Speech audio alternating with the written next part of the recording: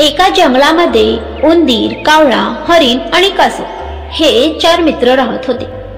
एके दिवशी झाडाखाली उंदीर, कावळे आणि हरिण गप्पा मारत बसलेले होते।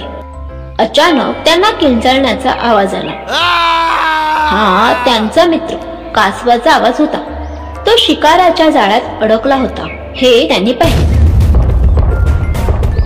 मग उंदीर म्हणाला, आता आपण काय करायचं? कावळा म्हणाला, काळजी करू नका मित्रांनो, माझ्याकडे एक योजना आहे। मग सगळ्या मित्रांनी मिळून सर्वच ठरवलं। हरिण शिकाराच्या वाटेकडे धावले आणि त्याला पाहताच मेल्यासारखे खाली पडले। दरम्यान कावळा तेथे पोचला आणि हरणाचे मांस उपटण्याचे नाटक करू लागला। शिकारी जाळे उचलून घराकडे चालू लागला होता तेव्हा त्याला रस्त्यामध्ये हरण मेलेले दिसले। मग ते पाहून त्याला फारच आनंद झाला। मग त्याने विचार केला की ह्या हरणाचे स्वादिष्ट मांस आपल्याला भरपूर दिवस पुरेल। मग त्याने आपल्या हातातील कासव तिथे खाली ठेवला आणि तो हरणाकडे गेला।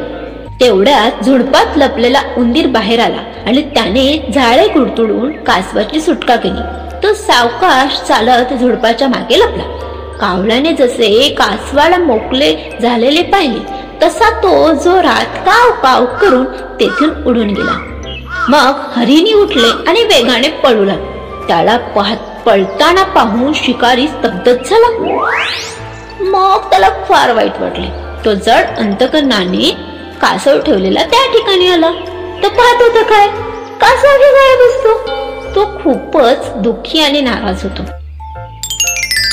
आणि ते 4ही मित्र आपली योजना यशस्वी झाली ह्यासाठी अत्यंत आनंदी होते आणि पुढे देखील अशाच प्रकारे एकजूट राहू अशी ते शपथ घेतात।